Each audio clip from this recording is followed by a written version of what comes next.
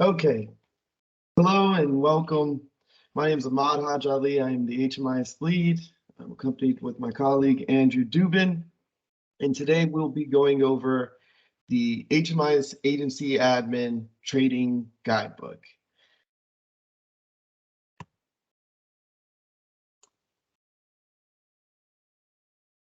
So for starters, just a quick glimpse of all the areas that we'll be covering today.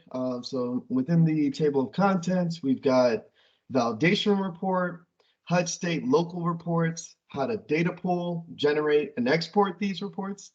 That's accompanied with custom reports, how to export those custom reports, manage staff accounts, so creating a new staff account, disabling a staff account, and then finally, bed list, how to create a new unit, how to create a new bed, and ultimately how to manage your current bed list. Validation report. So just a quick intro to validation reports, and then I'm going to be turning this over to Andrew. Some keynotes here. Validation reports are in place to quality check all the HUD assessment, HUD requirements that appear within our annual performance report, the APR. So monthly, quarterly, and annual validation reports are recommended and mandatory, at least on a quarterly basis. Best practice here is to run them monthly and get familiar with the different errors and making sure that we're at a 5% error rate or less when it comes to data. Handing it over to Andrew. Thanks, Ahmad. Now that he's explained the purpose behind validation reports, I will be going through just the process of how to run one in our HMIS system. So, for starters, we're at the home page at the moment.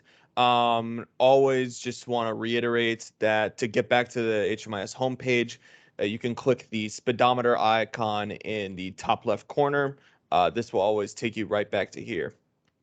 The next thing that we should go over is that you are in the correct program. You can distinguish this by the box that is highlighted in red in the top banner.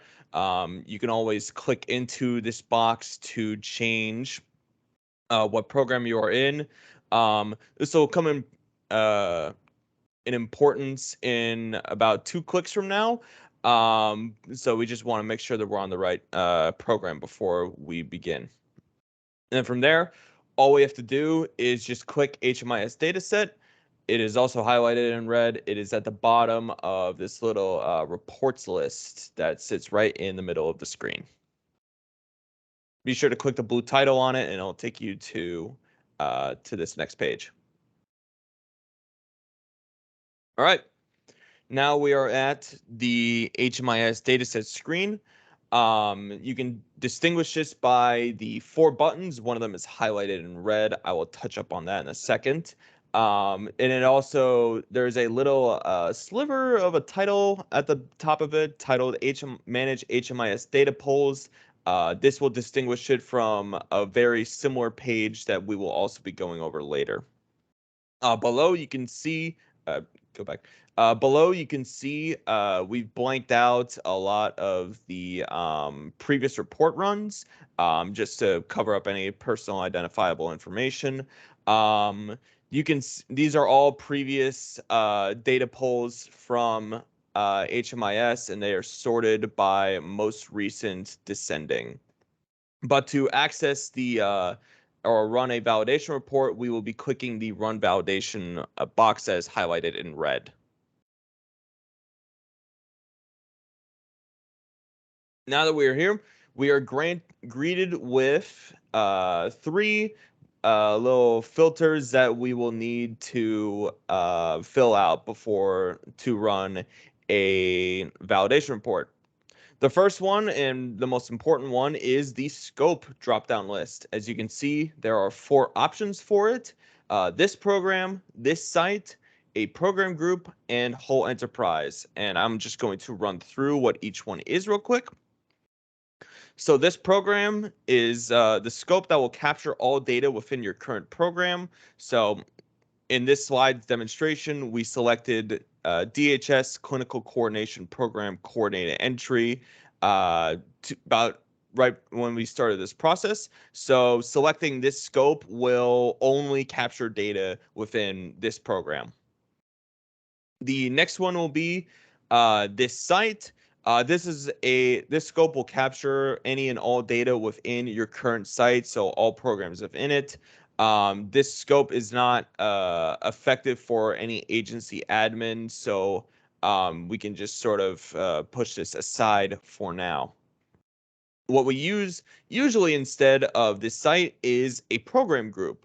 So this scope will capture any data within a created program group. And just to explain what a program group is, it is a list of programs combined together in order to run one report producing an unduplicated count. When this option is selected, a box containing a drop-down list of all available programs will appear below the scope button. So just as an example, we can combine all of the shelter programs into a program group, and it will take an unduplicated count into the data pool, and we can use that to run a validation report or to run any HMIS reports later on those selected programs. And then the last one is whole enterprise. Just do not use this. Will not be effective for any agency admin. You can just ignore this. Now, below the drop-down box that lists out those programs at the moment, unfortunately, we had to hide this in the screenshot. The grant start date and the grant end date. This is just to enter the start date and end date of the time frame that you want analyzed in the validation report. Once you're done with that, there is also a submit button that's kind of cut off by the list at the moment. Once you've filled out the scope and start and end date, you can just hit this and it'll take you to the next page.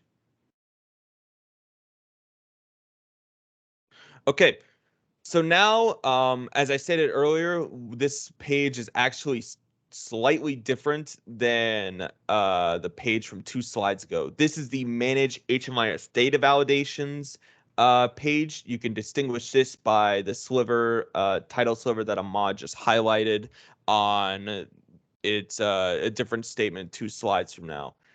You can also distinguish it by the number of columns. There are less columns in the validation reports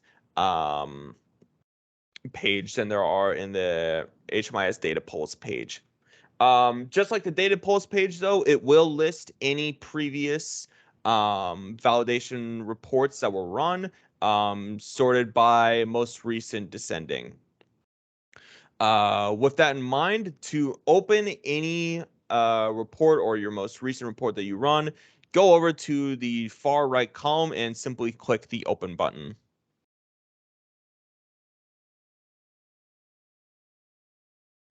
So now we are inside an example validation report, and there are typically 3 types of validation report errors that you will find in a validation report. The first one that we'll go over is the data entry. So this is typically an issue within a client's demographics data, missing values, or maybe some contradictions with some other information in the system. I know a common one in there, maybe besides demographics, is a client will have an exit assessment filled out, but will not have been dismissed from the program. That's another kind that pops up in there. It's a bit more all-encompassing, but it is most often an error with missing values or something is wrong in a client's demographics page. The next type of error category is touch points. These are any and all issues regarding a HUD assessment. Just the simplest way to state that. And then the final, well, actually the second to last error type is warning. These are almost always just notices that within a client's demographics page, there is a field that is listed as client doesn't know or refused. Most often, this is in regards to social security numbers. Agency admins can pretty much always ignore this. There's no need. And then the final one that is not pictured in the screen capture because unfortunately we couldn't find one containing them is bed stay warnings. These are just errors regarding a bed check-in / checkout that will appear. Now, within this page, you can access drop downs. So as you can see at the very left column of the table, there's those little cross buttons there. You can click into those and it will give you a table of anyone that falls under that type of validation report error. There's also blocked out in red on the far right column is a count. So it'll give you a total count for each type of validation report error. And then there will be a total number of all the validation error types in there. Now, as I said, you can click on the far left column to go into the drop down of each validation report error type. But a more efficient way in our suggestion is to download a CSV of the results. You can open this file in Excel and then you can apply your own filters within there. You can color code it. We believe that it's just a more efficient way to parse through the validation report. That is just our suggestion to you.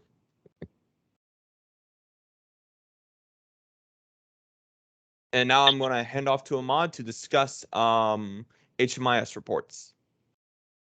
Thank you, Andrew. So now that we've got our data validated, corrected all errors, have delegated all the work across case managers and came back with 0% error. So 100% completion. We're confident behind our data. We are ready to go and start generating our reports so that we can parse through the different performance outcomes we successfully completed through that quarter or annual year. So first step here is, and as Andrew noted, we always have to make sure that we are in the correct program and in the correct site. We can't emphasize this enough.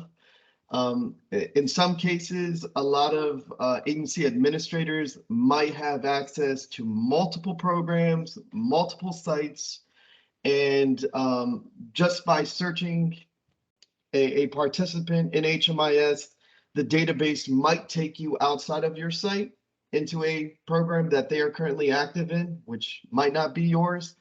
And we might forget and start generating reports for another organization that we don't work with. So very important.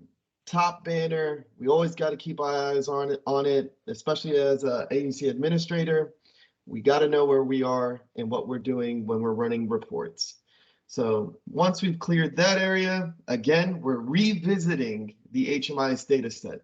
So I will just share, there are multiple ways to get to the screens that you have seen and continue to see. What we've got here is what we believe the most fundamental and honestly the least amount of clicks needed to get to your destination. So when considering data pools or running validation reports, our suggestion is to reference the dashboard page, HMIS dataset link. And once you click this, again, it will take you to this lovely manage data pools page. So as Andrew just demonstrated how to run a validation report, clicking here, well, this time, now that we've cleared all of our errors, we are prepared to run and create a data pool. So you would be visiting this page and clicking the first link titled Create Data Pool. This will take you to a similar page that resembles the validation report criteria, scope criteria. So same concept here. This program, this site, a program group versus whole enterprise. I will note the whole enterprise would more than likely crash the system. What it ends up doing is running a data extract for the entire database, CoC funded programs and non-CoC funded programs. So it parses through way too much. So there's no way to disable it from our end. Our clear instructions is please do not use. And if you do, please let us know. We could always come back behind you and have that removed. So the data pool would be, as Andrew noted in validation, really utilizing this program in a program group. Aside from how Andrew explained program group, I will state, if as an agency administrator, if there's a set of programs that you would like to evaluate, please let us know, and we will address your request and have define a program group for you in order for you to run a data pool or a validation report. Grant start and end dates. So for a data pool, I would consider this either a quarterly submission or an annual submission, but don't hesitate to run it for a month. If you'd like to see how well you're doing or where you are with your data within any given month, feel free to parse that report that way. But the data pools are typically for quarterly and annual submissions, either to HUD, to state, or for local purposes. So now that we've got all of our scope entered and our start and end date, we're now generating a data pool. So that would live on the top of your list here under Manage HMIS Data Pools page. What we're doing here is we're going to wait for the report to complete, the data extract to complete. So chances are you might see it pending. It might go through series of questions, HUD assessments, and different demographic data elements. This may take as quick as a few seconds and as long as 5 to 10 minutes, depending on how large, how big of a data set you're pulling and how many programs are included in that data set. But nonetheless, we wait and we see this green check mark, and that tells us that the data extract 1 was successful. So all data pool requirements have been met by HMIS quality checks. And 2, the data set is ready to be used in any of the HUD templates. So can be generated for an APR or any of the other HUD reports, like a CAPR report, for example, which we'll touch up in just a second. So once we see this check mark, this gives us the green light. Next step from there would be to click on the Go To Reporting site on the top banner. This will take you to an external page, which is known as the HMIS reporting portal. So side note here is make sure to allow pop-ups for the HMIS system. So when you do click this, you're not blocking that pop-up from appearing. So now, as you guys can see on the top banner, we've got our HMIS tab, and now we've got this new tab known as the HMIS reporting portal. And here we are where we are looking at numerous HUD HMIS template reports. So consider these templates and consider what we just did in HMIS is a data preparation extract to be used and pegged against any of these reports. However, agency admins, I recommend, and I believe is more useful and more beneficial for you on a monthly or quarterly basis to generate, or rather annual, is a list of these reports specifically. So the annual performance APR, data quality report, consolidated annual performance and evaluation report, so a CAPER report, longitudinal systems analysis report, so an LSA report, projects for assistance and transition from homelessness report, so a PATH report, which is really built out for a PATH funded project. So other folks may disregard the PATH report, but it is one an agency admin should get familiar with. Systems performance measures report, so the SPM. These are 7 different metrics that we evaluate, including recidivism. The systems performance measure can be run by for a specific program. However, the ultimate goal for that report is to be generated for the entire CoC. So typically we run this for a program group known as all CoC programs. The takeaways from these is the annual performance report, monthly, quarterly, annual. I think this is one, the APR is one report that as agency administrators, we would be very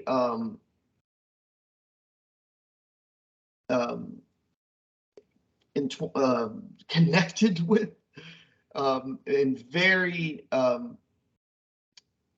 fluid with running this report, understanding the report, and knowing all the questions and the performance outcomes that are presented within the report. So high emphasis on the APR, getting familiar with it, and making sure that not only yourself but others are exposed to this report to understand the performance evaluations that are done within the CoC on a quarterly basis and annual basis. Data quality report.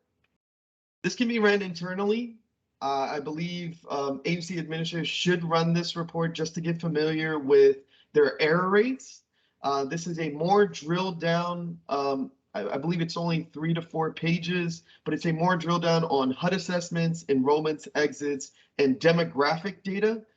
So please feel free to run that report. But I will note some of these data quality measurements are also included in the APR under questions 6A through 6F.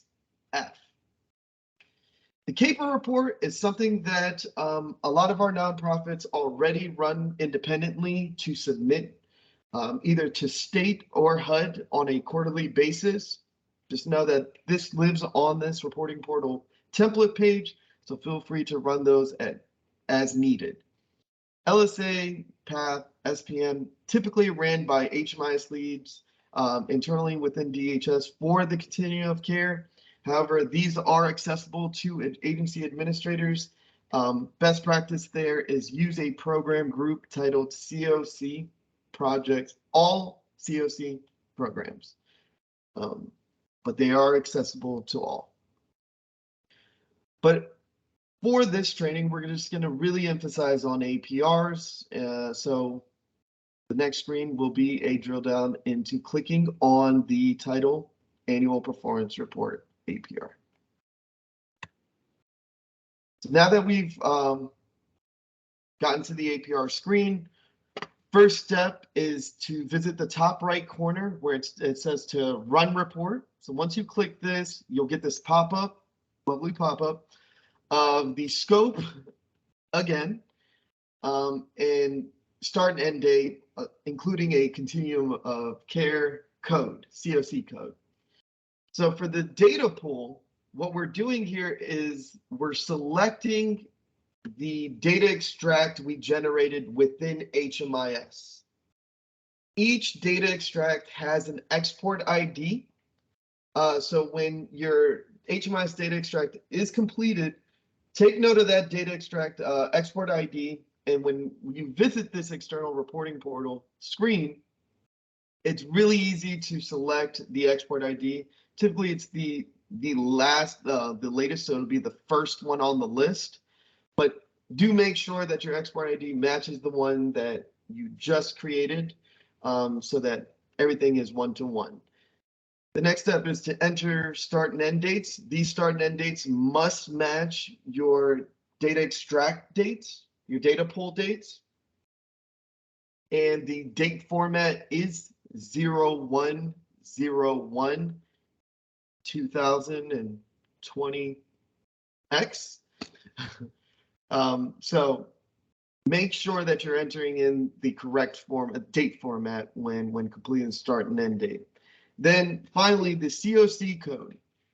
I will note there's no requirement here to generate the report.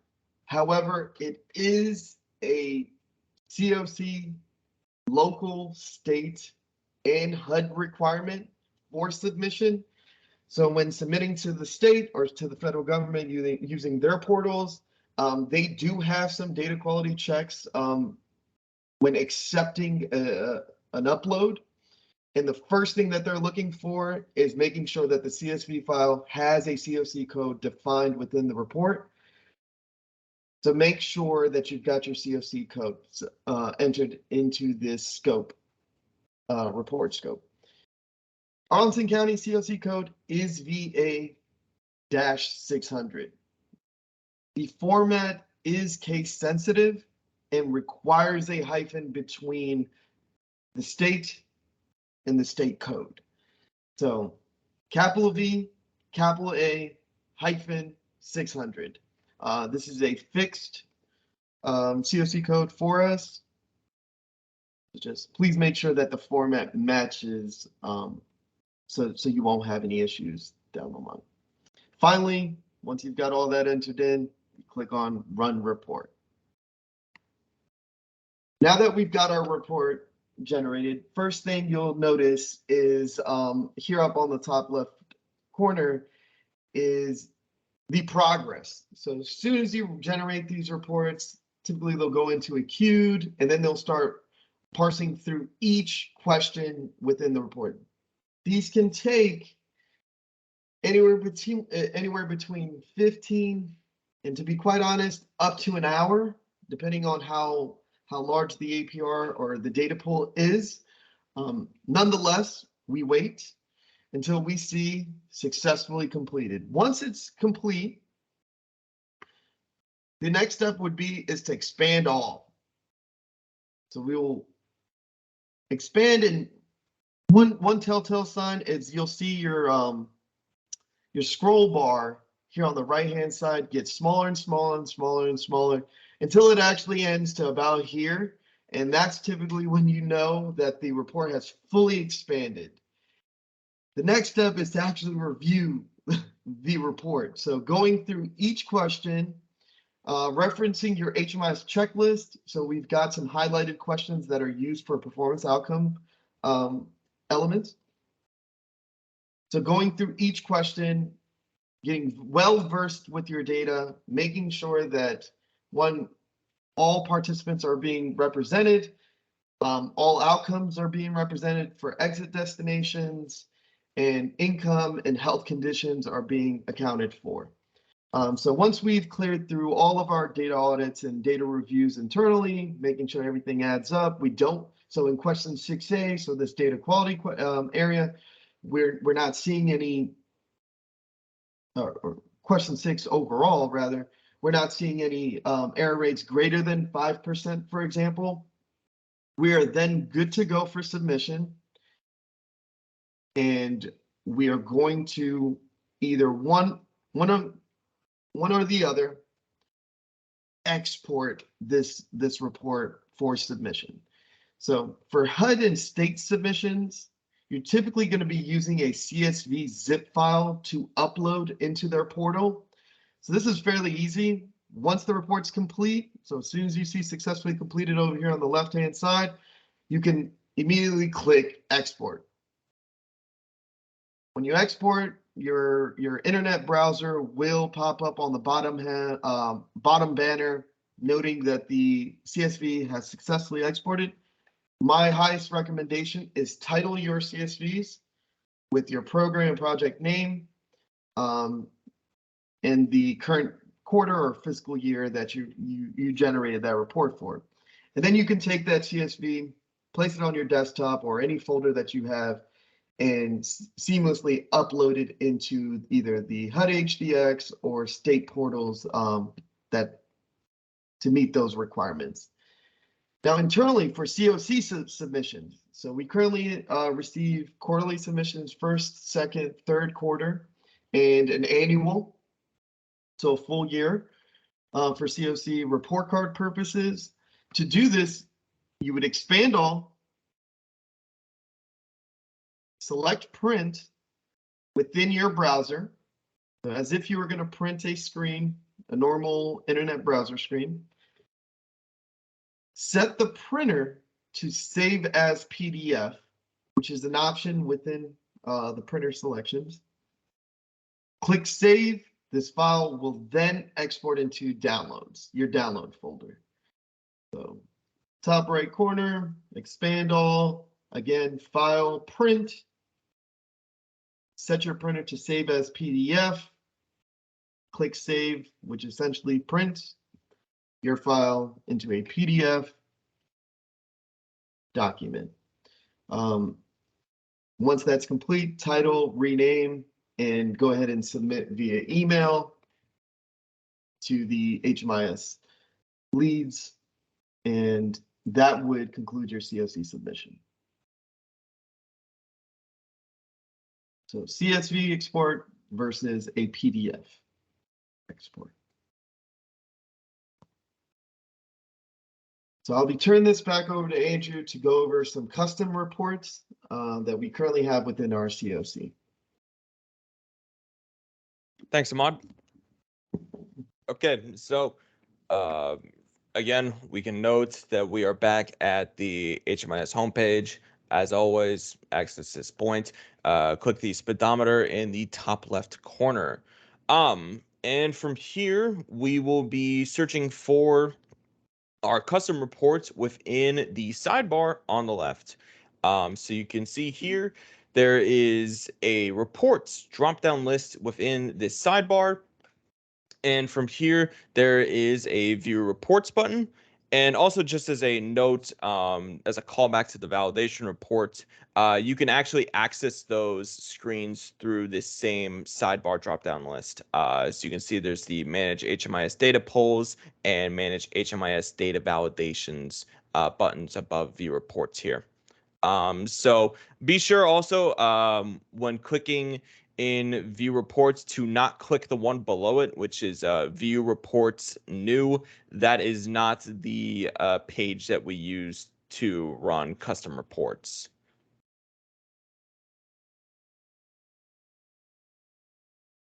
Okay. So I would like to point out that there is a refresh report list button at the top of the page. I like to make it a good habit and just click this anytime I go into this page. You never know when someone's last updated the page or made any removed or added any programs.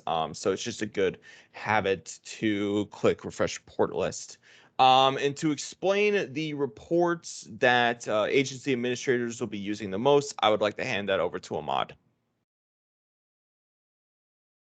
Awesome. Thank you, Andrew. So here's a list of reports that agency administrators would be utilizing the most. And just to kind of go through them and then just give a brief explanation behind them. So we've got available beds, bed utilization report, CoC demographics report. So you've got the single SPDAT report or family SPDAT report, depending on your organization. Services provided case notes by staff report. And then again, services provided case notes report overall. Side note here, reports will generate externally. Please allow pop-ups once again. But now to get into these reports. So the available beds report is something that Coordinated Entry uses along with all of our CoC partners. And this is a report that is based strictly on check-in and check-outs out of our current HMIS bed list throughout our continuum of care. So each program that has a bed list, when updated, the available beds report will update. And the report itself will highlight every project with vacancies in green and occupied units or beds in white. So green shows vacancies, white shows occupied. And this is a quick telltale sign for an agency administrator to know if there's vacancies at a partner's shelter or if there's not. So typically we want to make sure our HMIS check-in and check-out bed lists are as accurate as possible so that folks on the other end can see that without reaching out. So available beds directly related to HMIS check-in and checkouts. Heavy emphasis on making sure that that data is good. Bed utilization report. So this one is regarding your quarterly and annual submissions.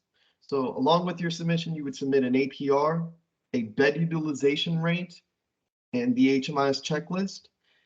So for some programs that do have their bed list defined within HMIS, you can simply run this report, define the report to the specific start and end date, and enter in the total number of current beds that you currently have within either your shelter or your project. And you could submit and it'll generate a percentile of the utilization rate. This is required to be submitted quarterly and annually. The CoC demographics report is generally a report that can be ran at any point in time. It can be ran for a day, week, month, full year, multiple years.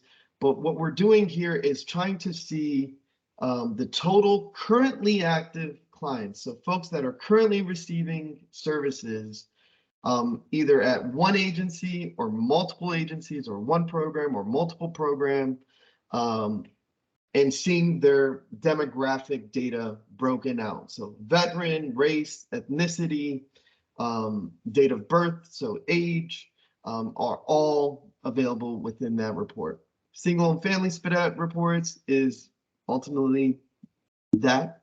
It's essentially full SPDATs, so the SPDAT assessment that's built within HMIS, broken out into the report for each participant that has one.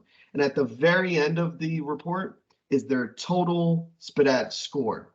So if you're only going after your total SPDAT score, you can run this report, scroll all the way to the right, and sort by highest to lowest, which I believe it's already defaulted to, but you can quickly see your highest barrier participants versus your low barrier participants. Services provided case notes. We've got two different ones. So you've got a services provided case notes by staff. So if so each case manager should be completing case notes at every engagement with their clients. So typically it should be completed at least once a month or twice a month for each participant. And as a manager or overall agency administrator, you would like to evaluate that and make sure that there is a case note completed on each instance. You can select your staff by name. So the format there is last name, comma, first name, and then hit enter to add that into the report. And the dates. So you can run that for a week, a month, or as many months as you'd like. And this will pull only that staff into that report. The services provided case notes report is a overall. So what you're doing here is just entering in your project program name, start and end date, and you will receive all the case notes completed within that time frame by all of your case managers. So this will give you the wholesome or overall look at all case notes completed. So if there's a case where you've got one participant that's got multiple case managers or one case manager that's turning over a case manager and you would like to see how those notes were completed or if anything was critical in any of those engagements, my recommendation is to run those the services provided overall case notes report, and it give you a full picture of what is occurring. And then just a side note, there are plenty of other reports, as you guys can see. Anything with an asterisk is a custom built report, something that we built in internally. So you will see some other reports here. Feel free, don't hesitate to click on any of these links to take you on a tour of a different piece of data. However, these are the ones you could start with, but feel free to click around. Nothing in HMIS can be broken, and if so, it ever does get broken, please let us know. We can always fix that for you.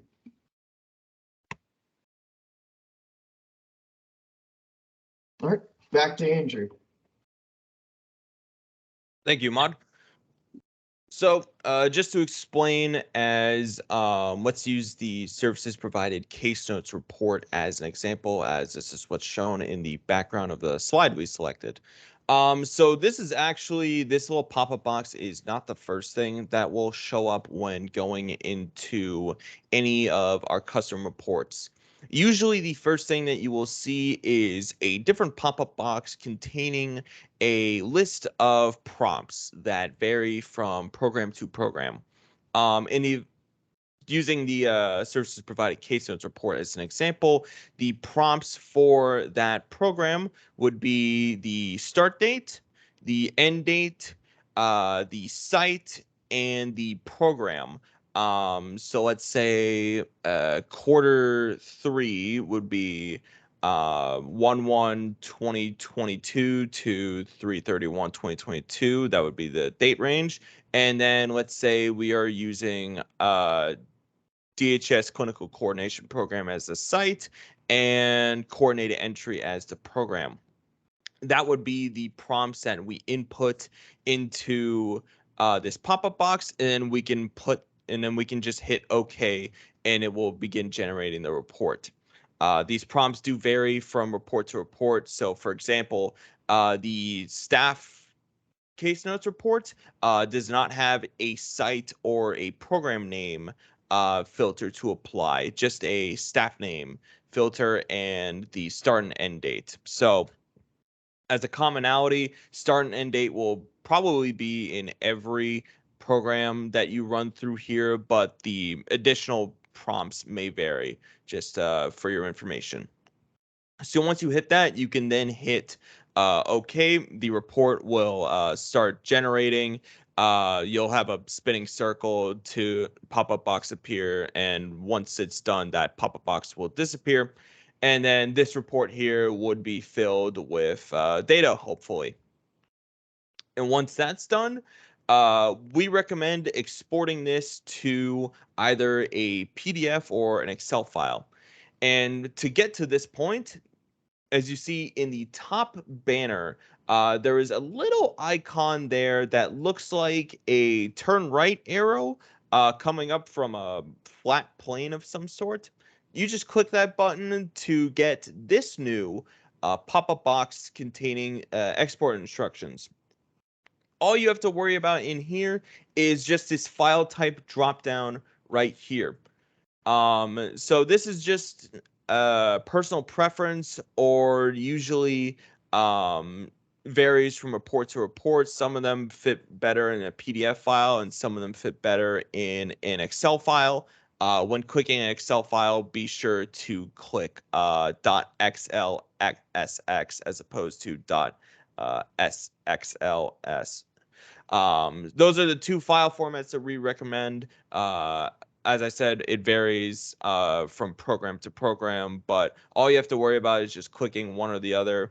And then from there, you hit OK, and the file will then download to your downloads folder, where you can then access it in the format. And we believe it's just a lot easier to go through it that way than it is to go through the reports page itself. Sometimes these span within the HMIS reports page, these can span multiple pages, and it's just hard. It's just slower to click through those pages in here than it is to scroll through it if in a PDF reader or an Excel file. And to go over, now we're going over staff account creation. I'd like to hand this back over to Ahmad. Awesome. Thank you again, Andrew. So managing staff accounts. So for starters, before we get to this screen and creating a brand new staff account, an end user agreement must be completed and sent over to DHS for documentation purposes. We do have a set of licenses with our current vendor. So keeping those things like that in mind, we definitely need to document and make sure that we have each and every end user agreement. Now, if an account is created without an end user agreement, within due time, fairly rapidly, the account will be deactivated and disabled. A notice will be sent over to the CoC partner, informing them of that. But make sure that there is an end user agreement for every and all staff that have access to HMIS. With that being said, now that the agreement's been submitted and completed, to access managed staff accounts, again, here we are at our dandy welcome dashboard. The one link that provides a this drill down within the toolkit, it's actually called site administration. Site administrator. And when you click on site administrator, it gives you this long list. Depending on your access to HMIS, yours might be shorter than what you see here, but nonetheless, you will scroll all the way towards the bottom and you will find manage staff accounts. Simply click on that link and it will take you to this screen over here. Within this screen, you will see all current staff accounts that have access, and there are different roles. As agency administrators, everyone is defaulted as a site manager, which is literally one step away from enterprise manager, which DHS HMIS leads hold. And then what you typically see is staff roles throughout. So if there's any time that you've got a promotion or anything that's occurring with a current staff account that you'd like them to get more access or less access, you could always do that by visiting the managed staff accounts and literally clicking edit on current accounts and making that adjustment. You could also grant more program access. So say you want to keep a staff at their level, but you want to give them a different brand new program access, being that they'll lead that new initiative. You could always come here and do that by clicking edit. But also feel free to reach out to us, Andrew and myself, and we could always assist in these requests. But now going back to managing, creating a brand new staff account. Very simple. So from manage staff accounts to this new page to clicking add new user.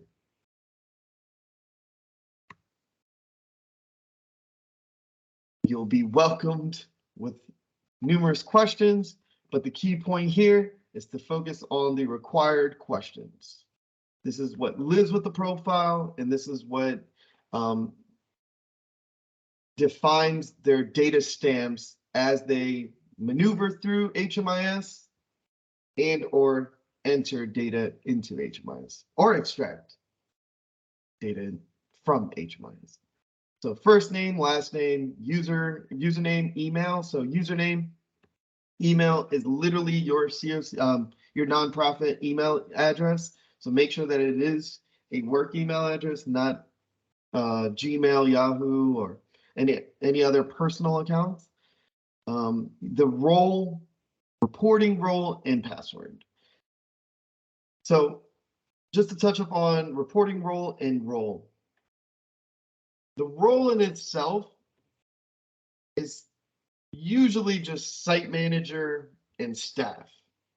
The department head and program manager are rarely used within our CoC because they give you just a little bit more access in HMIS to, for example, see other client participant dashboards.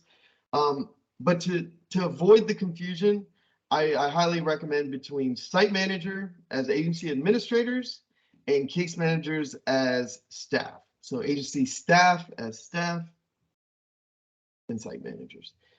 The reporting role is defined with the same list.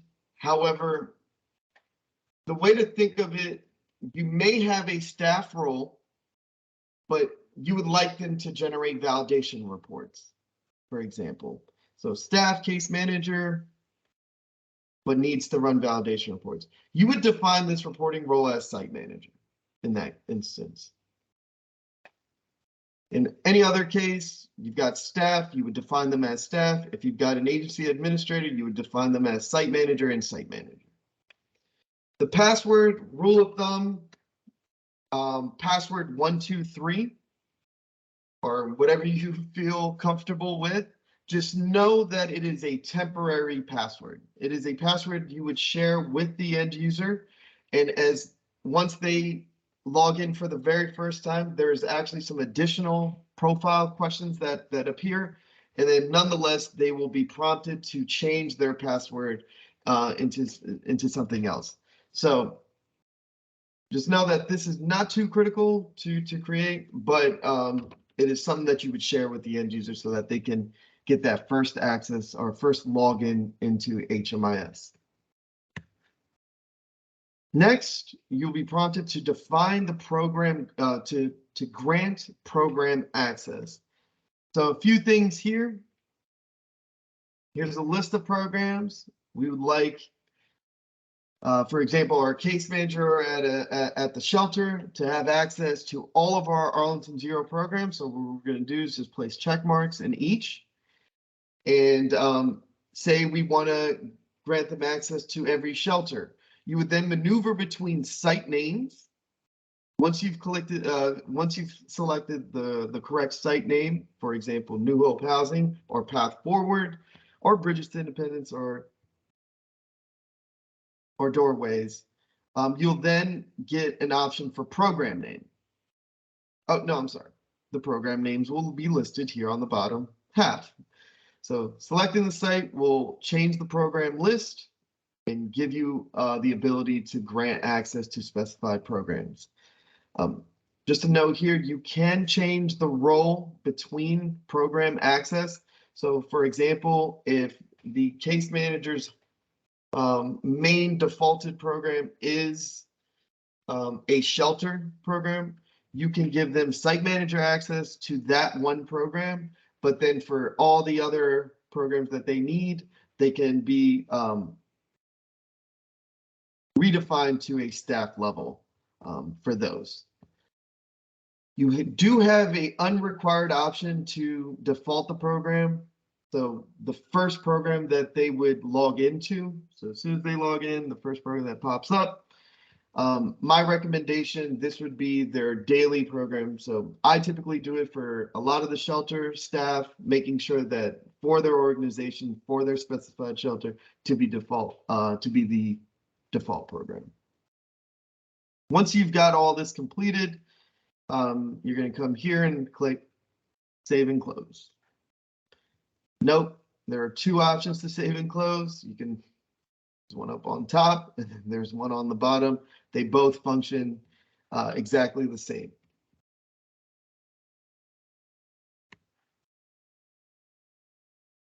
Now we're at the point of disabling a staff account.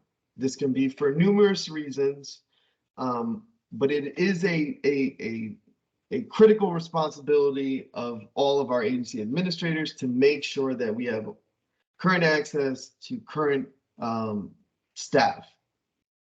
So once a staff departs or leaves the organization, inform the HMIS leads at DHS of the departure and make sure to, again, revisit the Manage Staff Accounts link under Site Administrator.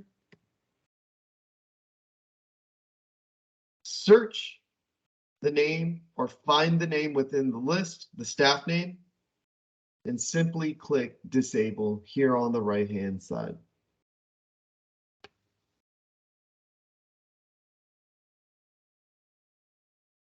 Okay, switching gears now to bed list. So creating a new unit versus creating a new room. This may or may not apply for your program, um, but in the instance that you want to create a brand new bed list, the first step would be to create a to add a new unit, which is ultimately the main platform where all the rooms and beds would reside in. So you might have, depending if you're a PSH unit, PSH project type versus a shelter project, PSH might have multiple units with specific, total number of rooms and bed counts in each room.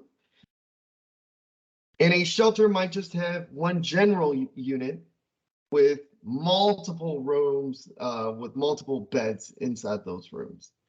So depending on the scenario, you would create a unit, but you need a unit, you need at least one unit for each project that requires a bed list. So one unit may have multiple rooms or may just have one. Adding a new room is simply by creating a title and defining the total number of beds. So this is where the bed area comes into play. So your room might have one room might be equal to one bed, but in our family shelters, for example, we might have one room that's defined to 3 beds. This is where that would play part. So make sure that you're defining each room to the total number of beds correctly. If there are any changes with bed list, so making modifications, for example, increasing the total number of beds in a room, or completely removing a unit or bed, a unit or room from HMIS, please make sure to inform the HMIS leads of that change prior to doing so. Once you've got your bed list created, you can now manage the rooms by visiting the referral and housing option here on the left-hand side under the toolkit and drilling down into manage all rooms HMIS. This will give you a full screen of every single bed, every single room, every single unit that you've created and defined. So for example, here we've got one big unit with multiple rooms that are defined with one bed to each room. And here on the right-hand side, you've got your take action where you can manage any or all of these rooms. So here you could do edits to the dates of check-in or check-out, completely delete a bed stay, or make changes to the participants within that bed. So for example, once you click on that action, take action link manage, it brings you to this screen where you can add a new occupant or edit the history of that specific bed.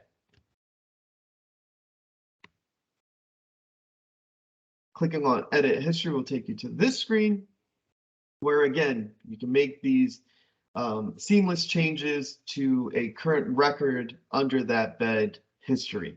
So you can do start and end date changes, delete bed stays completely.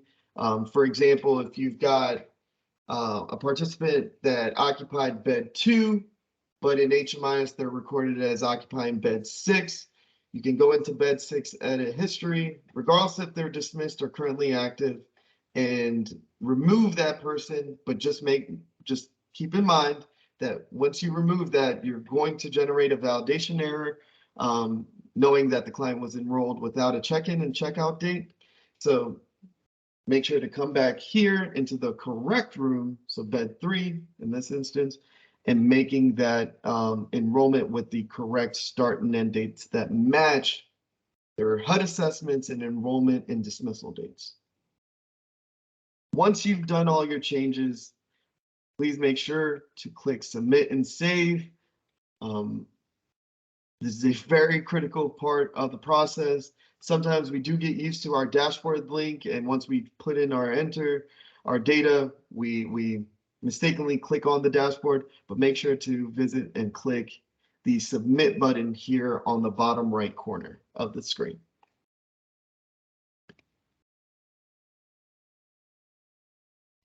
Thank you all so much for joining and attending today's agency administrator training. We will take questions in here just a second. So thank you all again.